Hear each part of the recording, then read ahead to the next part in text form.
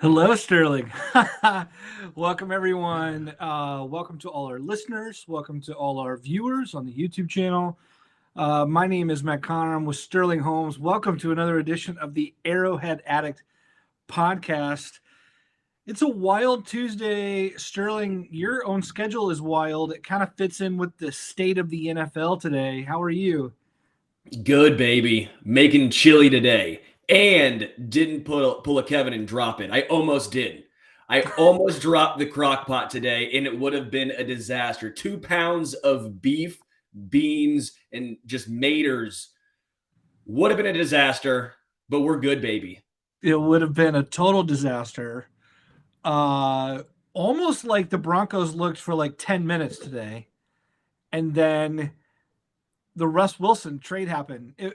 An interesting thing today, Broncos fans are a little odd because here's what's great.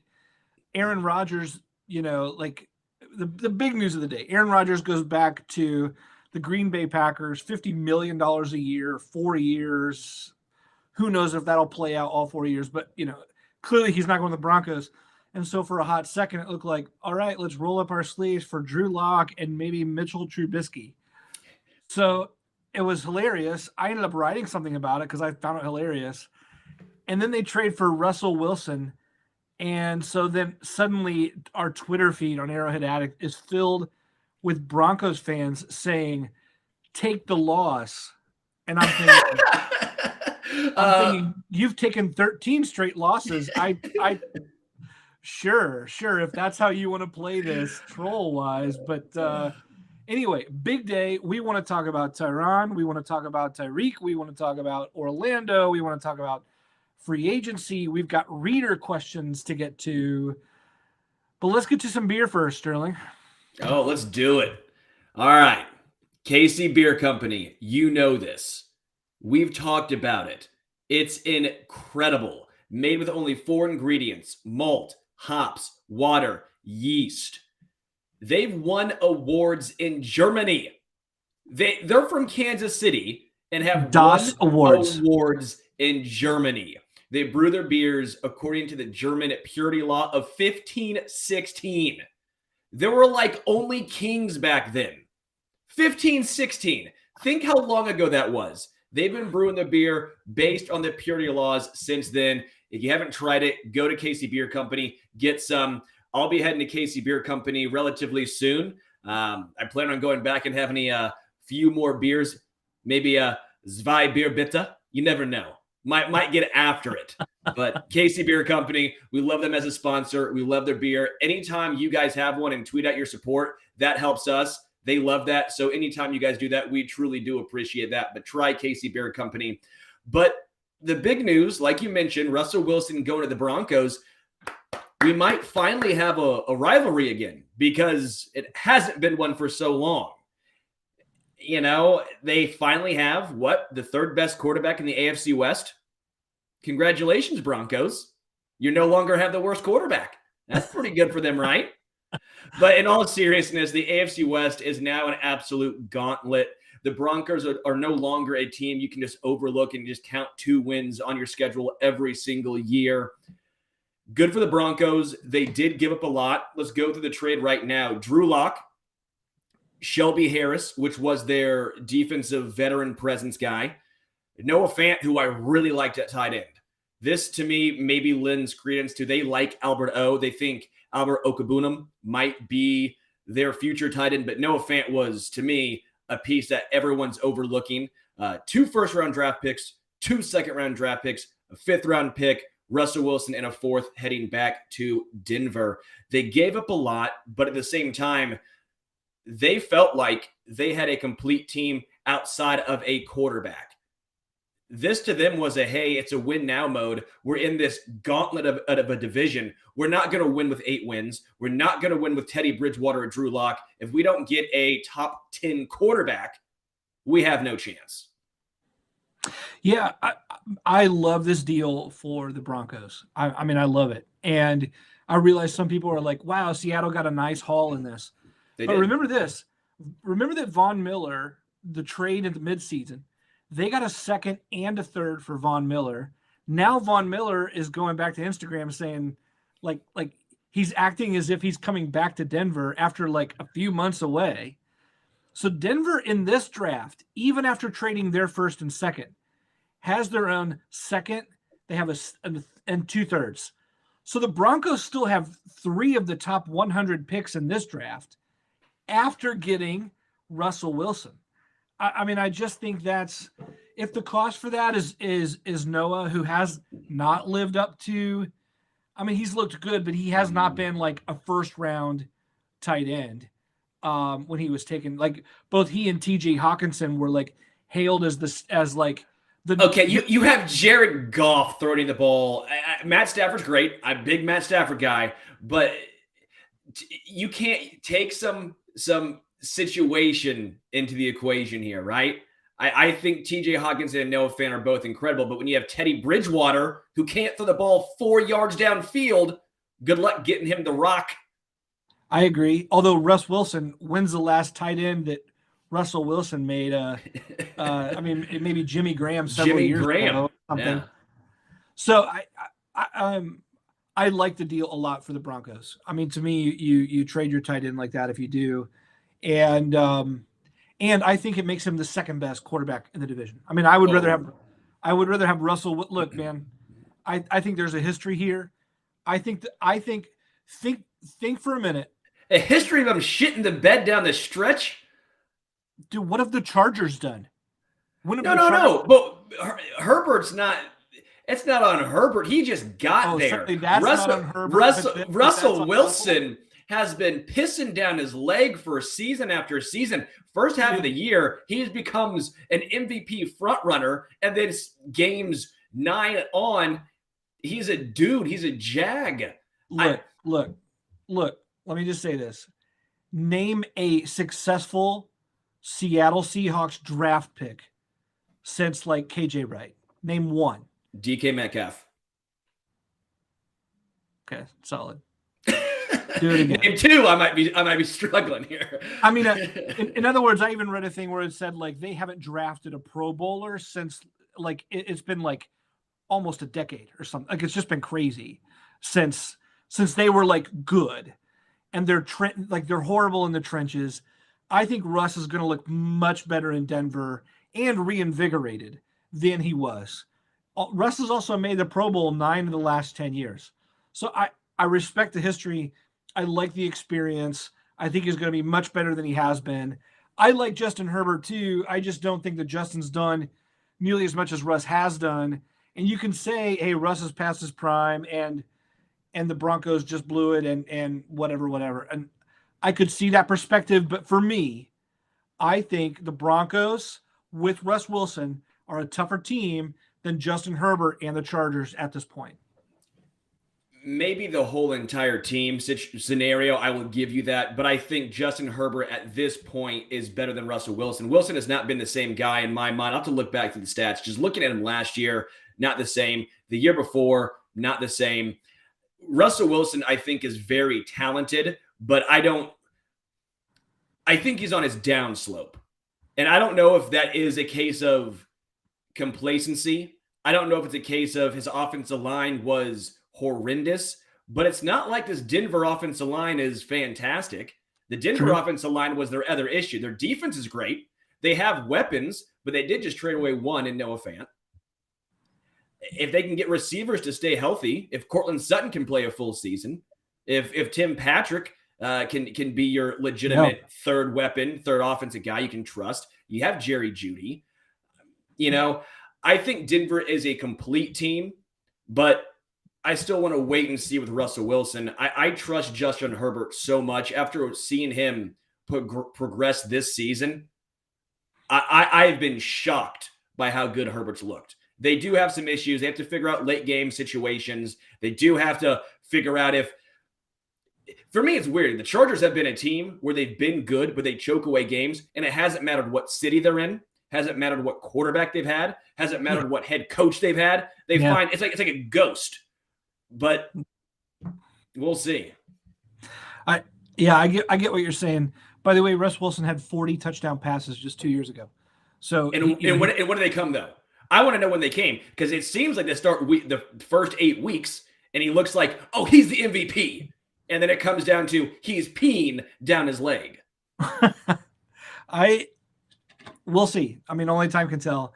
I will say this, and I want to get your opinion here too. For me, it doesn't at all change the landscape of the AFC West. It makes those games harder. It makes it harder for the Chargers to keep winning. It's harder for the Raiders to keep winning. But my concern about the Chiefs in the division doesn't change that at all. Does it change your level of concern as they chase a 7th title? I would say at least a little bit. Would be lying if we said facing Russell Wilson doesn't change anything compared to Teddy or Drew Lock. I think it changes less because the AFC West is still running through Kansas City. I think Kansas City is still the best team in the West, but it is going to be a gauntlet, some beating up on each other. You know who's really happy right now? The Buffalo Bills. The Buffalo Bills are stoked right now going, all right, our toughest competition is Mac Jones. It is functional Miami team down there, eventually to face Joe Burrow and the Bengals. But the AFC West is just an absolute gauntlet. The Bills came out right now with they're feeling the best right now. Same thing could be said of like the Titans, right? You're facing the Jags twice a year. You're facing the Texans twice a year. Every other division is a nearly a cakewalk. Pittsburgh's doing nothing in the next whatever. The defense is getting worse. They got to replace the quarterback. Well, that's my point. I think they're gonna replace someone at QB. They're going to get someone. It can't be worse. Derek Carr to Pittsburgh would be a phenomenal fit that no one's really making a big deal about. That's one that I would take a look at if I were the Steelers.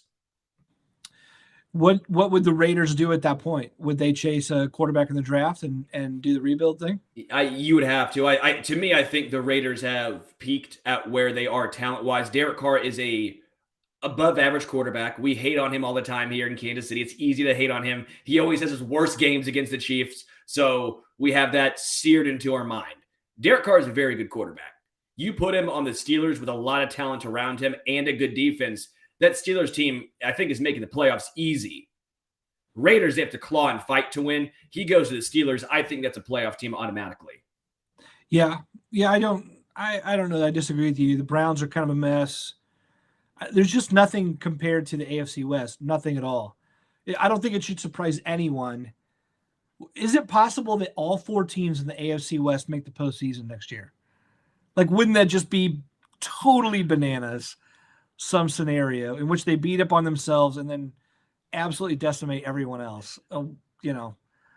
We'll see. But at least 3 teams in the West are coming out with the of the postseason. It's like the NFC West this year. Yeah. Well said. Today was a deadline, 4 p.m. today. If you follow along on the NFL lunar calendar. Today, if you're a Scorpio, look out for positive connections. So today, 4 p.m. was the franchise tag deadline. The Chiefs were one of 8 teams to tag a player. Orlando Brown Jr. hasn't signed it. Orlando Brown then comes out and says, "Oh, I would sign it, except I'm busy right now." Then here's what he says he's busy with. I want to help Patrick Mahomes through his wedding, help support him through his wedding. Then he says, I have a charity event at the end of the month I'm getting ready for.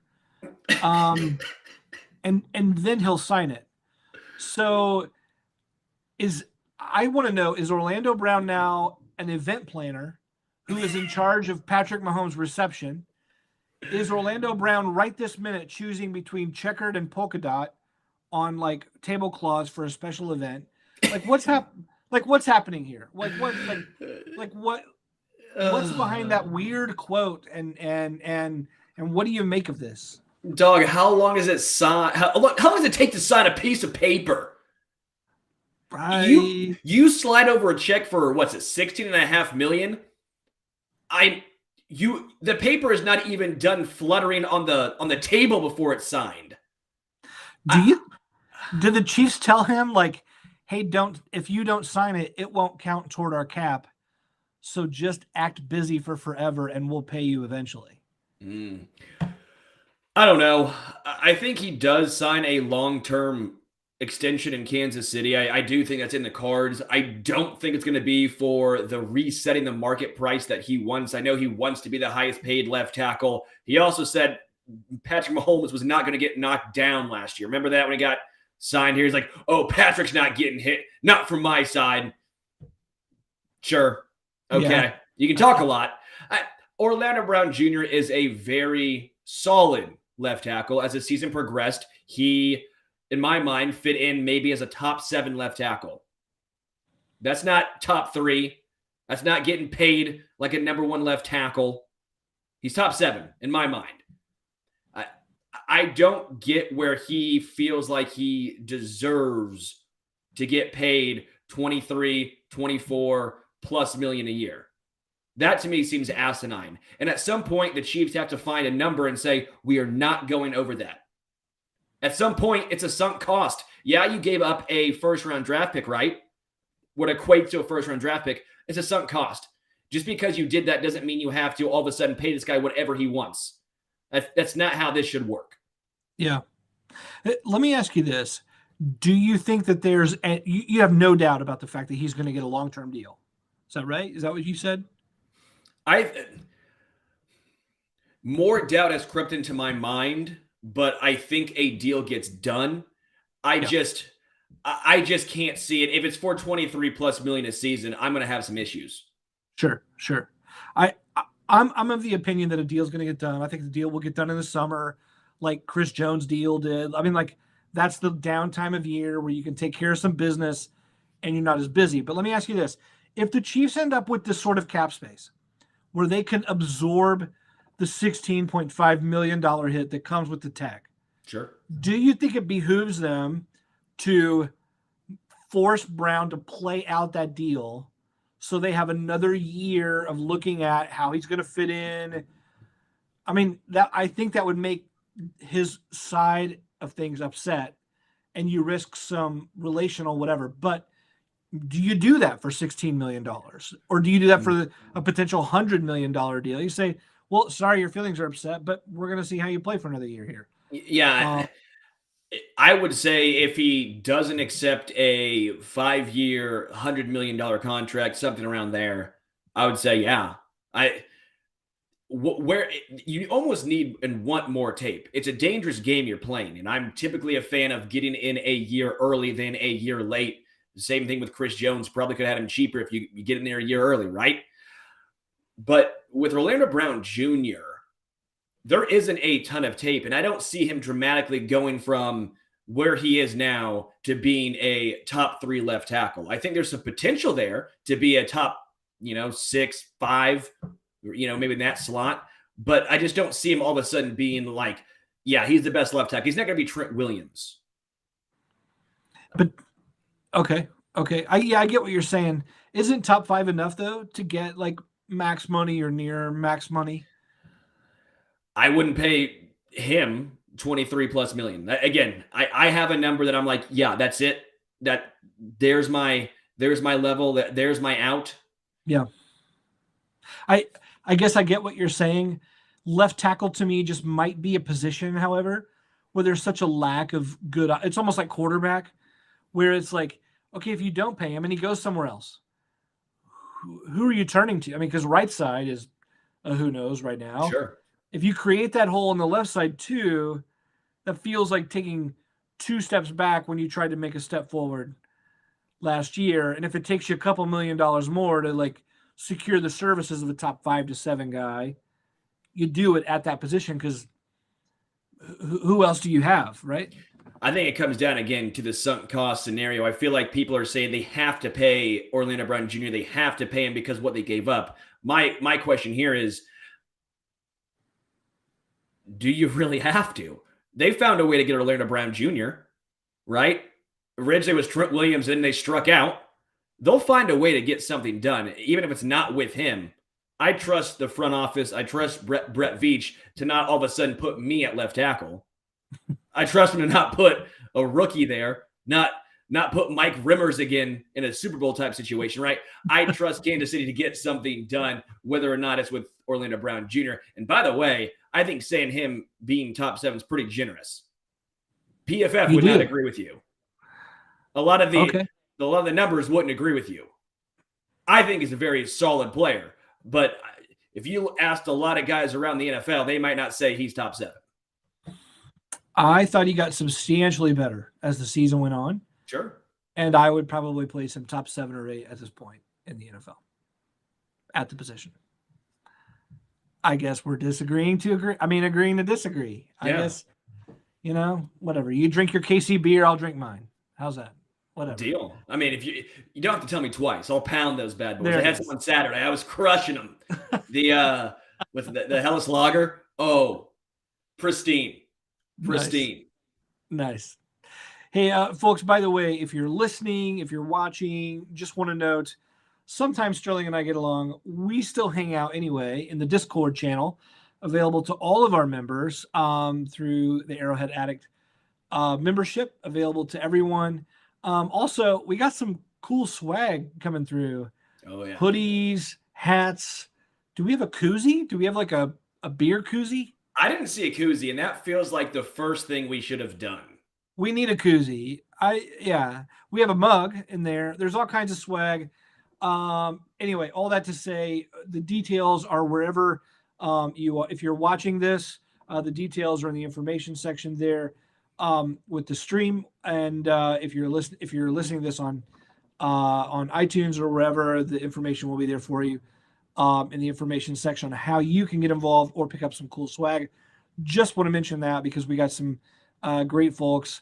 And even now in our chat here in the restream, some people are noting that the Discord is awesome. I drop in every day, and it's just fun to to take surveys of other Chiefs fans or to ask their opinions, see what's going on. And random shit.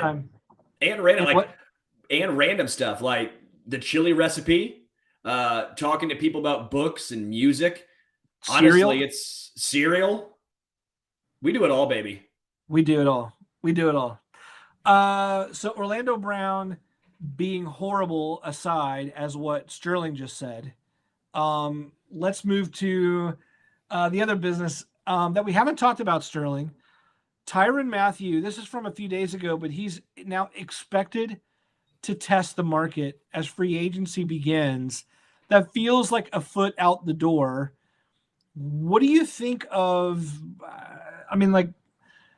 is your heart broken? Are you like, yep, this is going to happen and I could care less? I mean, what do you make of this compared to what he's meant to the team? He just won MVP for crying out loud. Second of 3 years. Please tell me what to even think of this. I think it's fair to say he had a great 3 years in Kansas City. He was a phenomenal, incredible signing for Kansas City. Those 3 years, $42 million. He was worth every single penny of it. Doesn't mean I would like to see him back on a market-setting contract. I like Tyrann Mathieu, but not for the number that I believe he is wanting and trying to get. Safety, the position itself, to me, is not as valuable as even a cornerback. For me, I'd like to see the money spent on edge. Get me an elite pass rusher before I'd like to see an elite safety. And if you did a poll of all of the, let's just say, larger contract, or at least larger giving up to land a high safety, a lot of those teams are regretting it. Do you think Seattle's regretting Jamal Adams for 2 first-round draft picks? You think the Vikings are regretting Harrison Smith, making him the highest-paid safety in the NFL? Do you think the Chiefs regretted the monstrosity of the Eric Berry contract? And I love Eric Berry, and that was just, fluky, but that happens.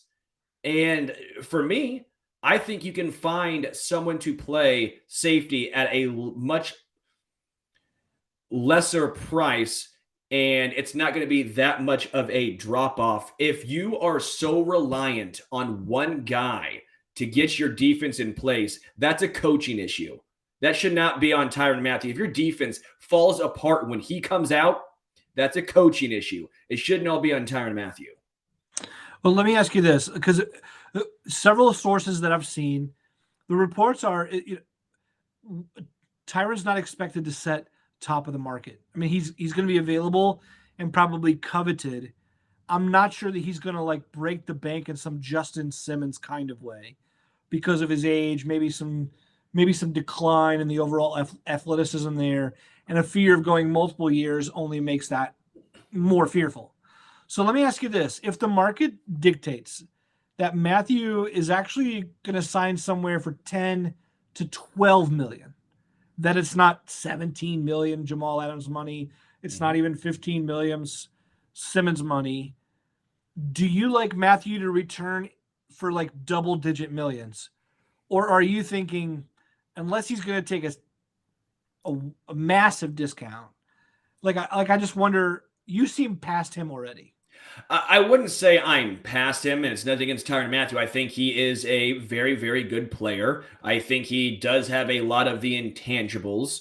I do think he helps, obviously, in the locker room because he was voted team MVP. That is a big deal. It's the positional value and it's the age. If you can get him for 2-year, $22 million, I'd say go right ahead. Okay. But I don't think he wants to do that. I don't think Tyrann Mathieu wants to sign because this is his last he knows this is his last big contract, right? You're not going to all of a sudden sign a massive 3-year deal when you're 32, 33 years old. Yeah. So I understand what he's doing. If it was me, and I see this right here, a question here, does the prospect of losing both Mathieu and Ward scare you? I'm going to answer it this way. I'd prefer to have Travarius Ward than Tyrann Mathieu on a similar contract. That I find that interesting. I see the side of it. And the answer there is yes. Does the prospect of losing both scare me? Yeah. Especially with Russ Wilson now in the same division. Every game is just that much harder. You got to have some kind of pass defense. You also have to have a pass rush. There's a lot to address. And so these kind of questions are, I don't know if it's scary. It's just knowing that the offseason is long and it's going to take a lot of time to figure out what the answer is going to look like. And so at some point, it's going to seem like, we could be in trouble here. Just like last year when we thought, is the starting left tackle going to be like Alejandro Villanueva or like Russell Okung or something like that? Like that's what we thought for a while. So we'll see how that goes. By the way, Tyrann Mathieu, buy or sell as a future Hall of Famer? Oh man, it's tough. Does that include season ending now or what he does in the future? No, I mean, project what you think he'll do going forward. That he's going to be borderline, man. Okay. You can't take away what he did for Kansas City, right? Because he was so impactful his 3 years here, especially those first 2. Yeah. He was the guy you basically point to on that Super Bowl team that you're like, yeah, without Tyrann Mathieu, does this defense get turned around? He was part of the turnaround here. Sure, Chris Jones, sure, Frank Clark in the playoffs, but Tyrann Mathieu was the guy that everyone pointed to, right? Yeah. It's going to be close. I don't quite think he gets in, but he might get a boost from folks here in Kansas City. Well, I think I'd almost like to see him stay in Kansas City for that reason. I think gives him a better chance. I think he could squeeze out a Pro Bowl. I think adding another maybe Super Bowl or Super Bowl appearance to his resume like makes that much sweeter. The pot, it's going to be hard. I think you're right. I think he's right on that. There were several years there where he did not go to a Pro Bowl, where he really didn't do anything. The desert was the desert, or when he's with Houston, it was like, well, those are decent years, or there was an injury-plagued year, but there's not the body of work that makes it too obvious. Yeah. For me at least. Yeah. Let's talk extensions. We keep talking extensions and who's going to sign them or not. One guy, there's so much smoke here. I mean, it might as well be a Cheech and Chong record. We're looking at Tyrann Mathieu. Sorry, I couldn't help the reference there. So Tyrann Mathieu, Tyreek Hill is reportedly in discussions, having positive talks. This seems like it's going to happen sooner than later. Like what's your take on the Chiefs giving Tyreek Hill an extension here, and also what's your take on it, the timing wise, when a lot of other guys have been talking about an extension and suddenly they're sidestepped as Tyreek just like runs to the front of the pack and takes their money. As he should, right? I mean, Tyreek Hill is the biggest name. I think he has the most value of guys that need to get paid. He is deserving. I think a deal does get done. It'd be nice to have a wide receiver in Kansas City on roster for 2023, aka after this upcoming season, because right now there's no one on the active roster under contract. I like it. I think he's deserving. I don't think Tyreek Hill is someone who's going to fall off a cliff with age. I think he will age gracefully. We've seen speedsters last in the NFL. Deshaun Watson is still out here playing, getting past dudes, right? I mean, obviously, I expect more from Tyreek Hill than Deshaun Jackson at this point, but I definitely think Tyreek Hill is going to age gracefully. Even if his speed drops down a little bit, his shiftiness, his quickness is going to be an asset. Travis Kelce is not the fastest guy, but he gets open by great route running, by being shifty, by getting dudes with his eyes, right? With how his body moves. And Tyreek Hill can do that. I don't think that goes. Tyreek Hill has gotten better ever since he's gotten in the NFL with route running, with his hands. I think that continues. Basically, yes, I am all for extending Tyreek Hill. By the way, when you're describing Travis Kelce on the floor, on the field, I've seen you in that same way on the dance floor. Like your eyes will go here, but then your body's like shifted. Like you've got like Travis Kelce-esque sort of moves. And if no one's ever told you that, let me be the first to tell you that. There it is, right? The whole thing. Yeah, I mean, here's what I love. Remember the last time Tyrann, I keep going back to Tyrann Mathieu because you got me like all flubbed now because I like him and you hate him, and it just bothers me so much. I don't hate him. Don't have him quote tweet me. I like Tyrann Mathieu. There's a price. There's a price. And it's not even that. It's the positional value. No, it's fine. You've already like slandered Orlando Brown and now Tyrann Mathieu. Okay. I don't even know who's left. Here's what I love about Tyreek Hill. If you remember the last time Tyreek Hill had to sign an extension, it was in the aftermath of all the drama that was going on. And they built in so many bonuses and escalators to make sure that he could like earn the max of his deal. In fact, his last extension was only 3 years versus like what normally any guy doing what he does would have gotten 5 years and max money. He got 3 years and $54 million. So this is going to be the very first time. I mean, no one should be hurting for Tyreek Hill and the amount of money he's already earned. Like Tyreek has generational wealth already. However, this is for sure the first time in his career where he will get paid like he should have been paid all along. He's going to get max money for a long time, and he absolutely deserves it. Hard to believe it all came from a John Dorsey 5th round pick. John Dorsey chose a receiver, Demarcus Robinson, in the 4th round, and then came back and was like, I guess I'll take one more, and it was Tyreek in the 5th round. So it's there were some reasons for why he was drafted in the 5th and not higher. There were, but it's so good to see him make good of his life, his family. Yes. He's certainly just one of the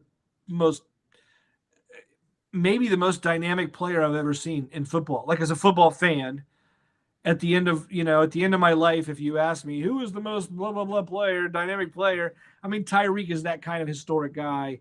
It's nice to see, and the Chiefs are going to get it done before he heads into the contract year, and receivers get more expensive, right? Mm-hmm.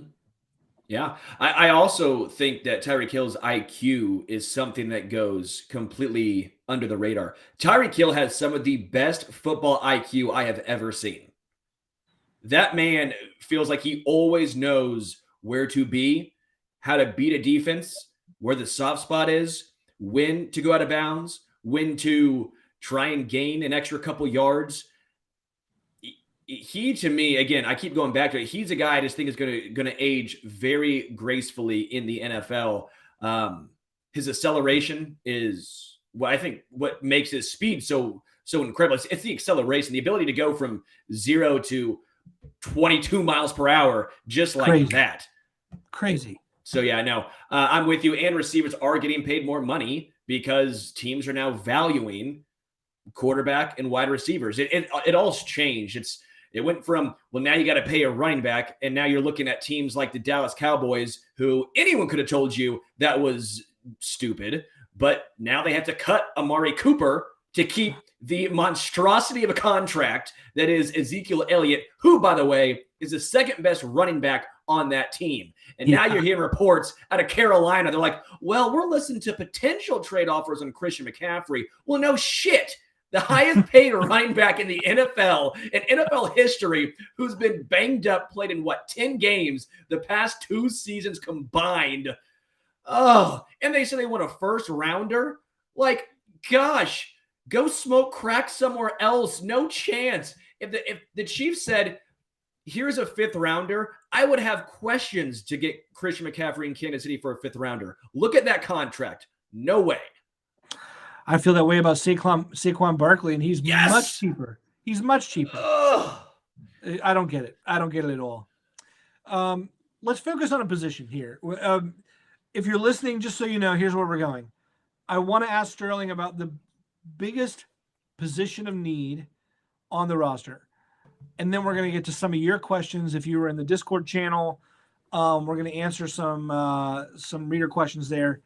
And that'll be our show. So we're going to talk about several more things here, but I want to focus on the defensive line in particular because that's the place where Brett Veach has already said, like, we're going to work here. Mm-hmm. Just like last year, they went to work on the offensive line. Left to right, gone. Frank Clark, to me, feels like, do you remember the way you felt last year after the season? Eric Fisher had had the Achilles injury. Mitchell Schwartz had a back injury that hadn't let him get off the couch since week 6. And you're kind of like, I don't know what to make of the future of either guy. And so we were like, are the Chiefs going to keep Eric Fisher? Are they going to keep Mitchell Schwartz? Are they going to, like, which one is going to happen here? And then the Chiefs just, like, wiped the slate clean completely, like just took an Etch-a-Sketch and shook it vigorously. First of all, does Frank Clark feel that way to you? As the sort of will they, won't they, and then finally the Chiefs are going to go like, yeah, we're done with questions. We're just done with the whole thing. Let's start there, and then I want to ask further about your plan for the defensive line. So let's expand on the backstory here. Frank Clark's cap hit for the 2022 NFL season is $26.3 million. That ain't happening. They can cut Frank Clark and save anywhere from 12.7 to 19.5 million, depending on when he is released, based on the post-June 1st release designation. Brett Veach touched on this briefly when he was at the Combine, said that's certainly a high number. If it's something close, we can potentially get something done. If it's far off, then it'll probably go in a different direction. It may be a long shot, but it's not an impossibility. That's when it came to a restructure. I think it is possible that a restructure happens. Remember when Sammy Watkins was for sure out the door? Remember when, no chance Sammy's coming back? Yeah. Well, what happened? Restructured, and they found a way to bring him back. I think it's entirely possible when you look at the free agents available, there's a lot of bigger names, but they're old as hell. You're telling me you want a JPP who's 33, who's coming off 2.5 sacks? Do you want Calais Campbell? Do you want Jerry Hughes? Sure, Chandler Jones would be fantastic, but do you think that's a real possibility? You're going to put all your eggs in the Chandler Jones basket? Even he's like 32. Yeah. So I think a restructure is a possibility. If I had to put a number out, I would say 33% chance restructure, 66.66. He's gone, right? But I don't think it's set in stone that he's not going to be back in Kansas City. On his current contract, no chance, but I do think a restructure is possible. So with that said, I'll leave there. There's my Frank Clark take right there. Well, I like that. I like that answer. I like the nuance. The openness there. And you're right that they've got without Frank, they've got 2 glaring needs. So if you can get away with a restructured deal for less, Frank has value. Sure. Any fan who says Frank Clark has no value whatsoever is just irresponsibly painting the picture. It's inaccurate. Yeah. And they're just emotionally responding in a way that it's the contract. If he was getting paid, let's just say $3 million a year, $5 million a year, no one would say a word. Right. He's still the best edge on this team. It's just he's not worth what he's getting paid. Right. So let me ask you this: if you are Brett Veach, right? The offseason is coming up. It's yours to do with what you will. How would you attack, assuming everyone involved would say yes to everything that you would propose, and knowing that you have to save money and resources for other areas too? How would you attack the defensive line this offseason? So I'm going to start off by saying I am going to assume they will not land Chandler Jones. If you can land Chandler Jones, okay, yeah, that's it. Give me Chandler. We'll call it a day. With that being said, I'm going to do it in this scenario, no Chandler, because maybe Arizona just gives him the bag.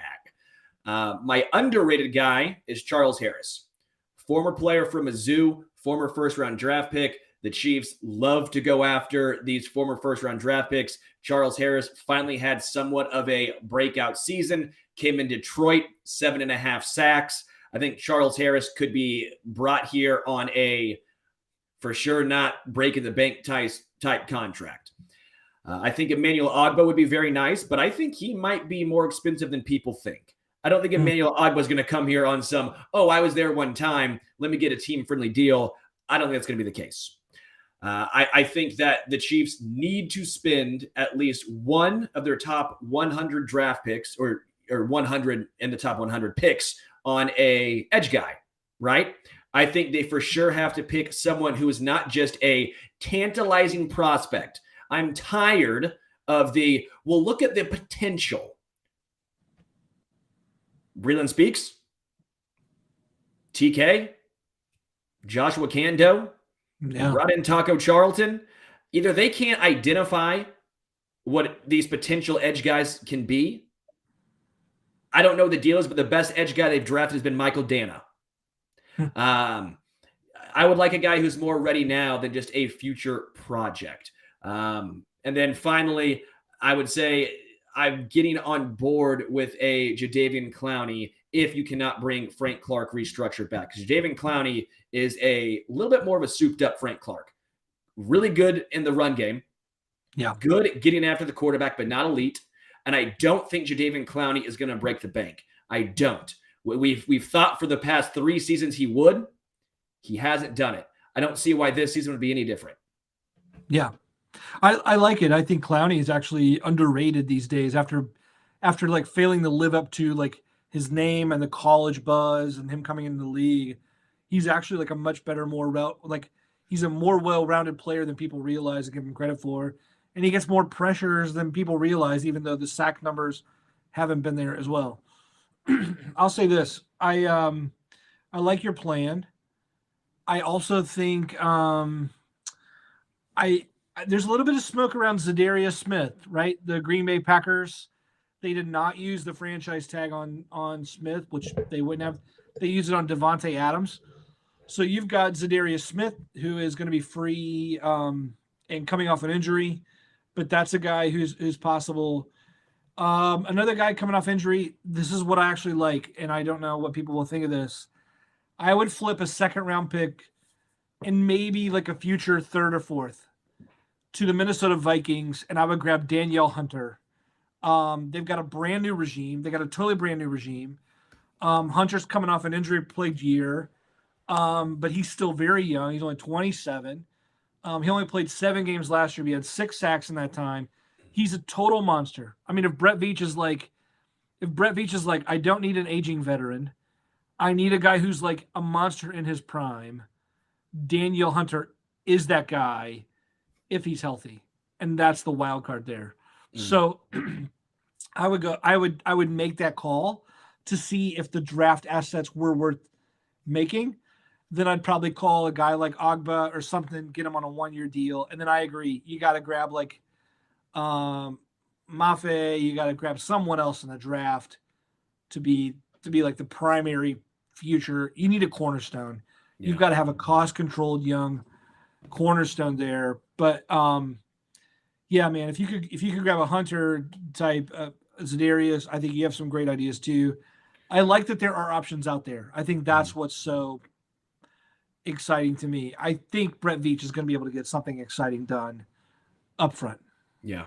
No, I'm seeing a lot of Hassan Riddick. I know Dante Fowler Jr. is a name that could be thrown out there too. There's a decent amount of names, but again, we're going through them. As far as the actual free agent market, there's just not a ton of top-end talent in their prime hitting the free agent market. So it's going to be interesting to see. This is the one position that Brett Veach has struggled to identify, right? Cornerback is incredible. Give him a 6th rounder or 4th rounder, and he's going to nail it. Offensive line, he's good to go. You give him an edge pick, he's not shown to have the affinity for that so far, and that is an issue considering this is the position of need going forward. Yeah. Well, we've talked about the defensive line. That's what we would do. We will see what Veach will do in the next week or so. But we want to get to some of your questions. Sterling was chatting in our Discord channel, basically saying, what questions do you guys have as we get out of the combine, head into NFL free agency? What's on the minds of Chiefs fans? Sterling, you want to serve some of those up? Yeah. Arrowhead Dave. Could the Chiefs move up or down or even out of the first round? They could, but I'm going to go ahead and say this. I do not want them to move up. I want them to keep all 4 of their top 100 picks. I do not want to. They need young, controllable talent, and they need it at multiple positions. They need to keep this year's guys. They need to hit on some. They need some edge guys. They need a receiver. They're going to potentially need a cornerback and a safety. They're going to need some high talent influx guys who can play right away. Trying to nail a 6th rounder to play week 1 seems like a foolhardy endeavor. So as far as moving up or down, I prefer to have them move down, maybe get out of the first to get a 2nd and a 5th, something like that, than I would for them to move up. What about you? Yeah, I wouldn't mind them moving down at all. It's curious to me that some of these quarterbacks could be a draw late in the first round. So if a team likes a Desmond Ridder, if they like a Kenny Pickett or something, are those guys going to fall down to the point where maybe the Chiefs are in a range where, like the Detroit Lions are picking number 32. They may take a quarterback to seal the end of the first round and get that 5th-year option as a potential. So if you like a quarterback, like a few years ago, the Ravens leaped back up in to take Lamar Jackson at the end of the first round in order to secure that 5th-year option, that kind of thing. The Chiefs could be in a prime spot of just going, hey, does anyone want this? And like throw us an additional pick and we'll bounce down a few spots and feel good about it. So yeah, I could definitely see that happening. It'd be interesting. What would suck is for everyone to watch on Thursday night for 4 hours and then say, and the Chiefs don't have a pick at all. Like that would be that'd be a sad draft party. Am I right that Veach has never traded back in an NFL draft? He's only traded up. I'm fairly certain that's the case. Like 95% certain. I mean, maybe so. For sure, if there's a questionable defensive end to be taken, that's definitely true. That's definitely true. We have one from Savannah. Some of the high-profile wide receiver free agent options aren't available anymore. Do you think they pulled the trigger to get Juju? I think it's a good point.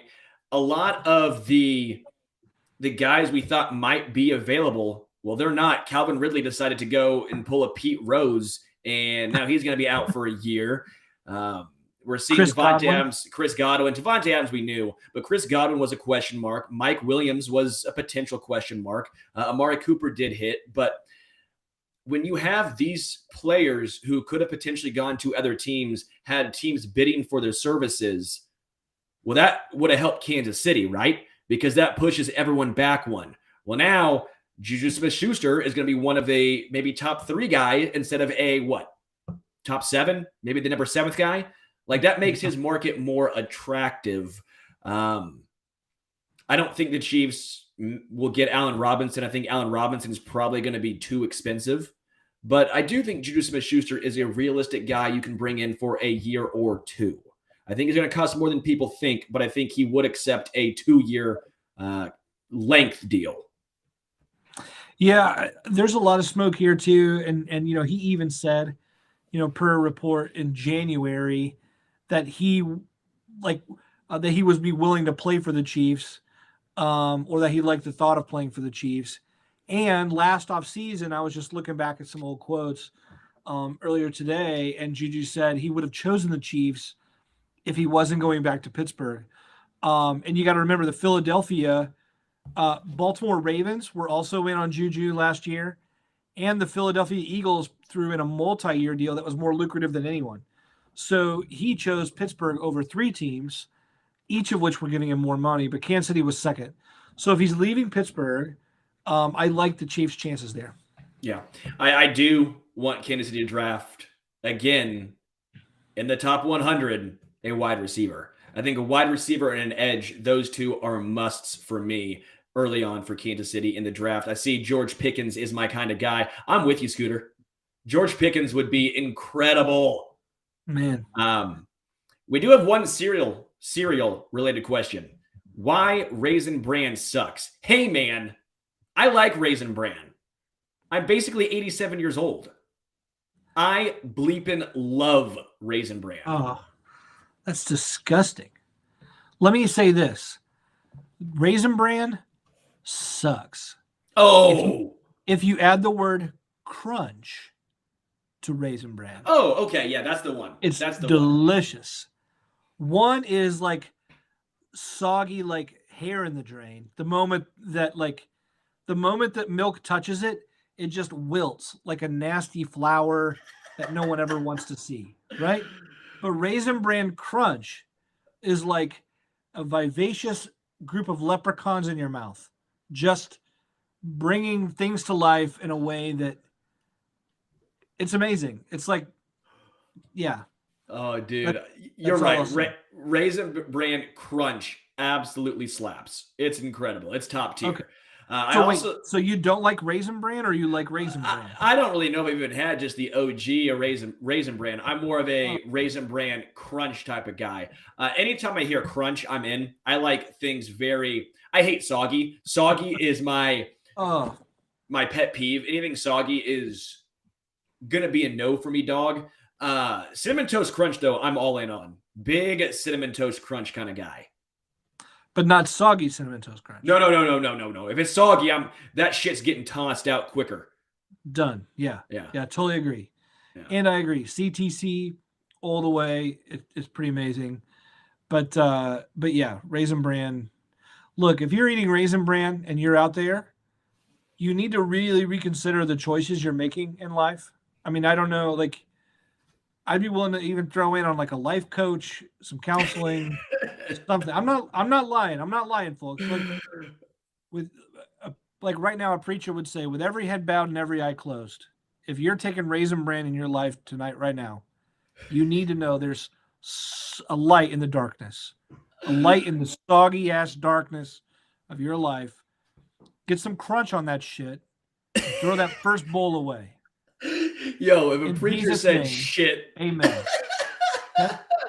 There we go. Any other questions? No, we're good there. I will say, if you have Raisin Bran Crunch with a KC beer, that's a good start to your morning. It's a good start to your morning. I like it. Folks, this has been a fun episode of the Arrowhead Addict podcast. This is going to be a crazy week. Now, coming up on Thursday, Matt Verderam back from the NFL Combine. Patrick Allen, he's going to be here too. They'll have their normal great episode for you.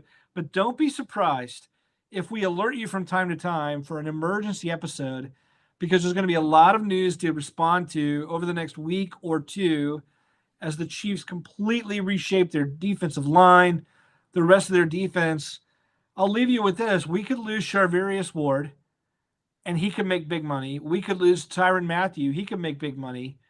If the Chiefs get compensatory picks for these guys, They will also get a compensatory pick for losing Ryan Poles. We could have 4 third-round picks in next year's draft because everyone's leaving KC and the NFL is just like, here's your third rounder, here's your third rounder, here's your third rounder. Maybe that's Brett Veach's ultimate goal, is just to like amass future picks. And that's why he's not re-signing these guys. I don't know. It seems like something's up to me. I don't even know what I'm saying right now. Look, we got a talented team behind the scenes. Thanks so much to Hunter and Richard for doing what they do. Sterling, you got the killer hair everyone talks about, that smile. You're like, there it is. There it is. The way Patrick Allen talks about him, it's like when Michael Equally talks about the temp. That's perfect, dude. So anyway, I'm not crushing on him like that, but we're good friends anyway. My name's Matt Connor. He's Sterling Holmes. We'll see you next time on the Arrowhead Addict podcast. We're out of here.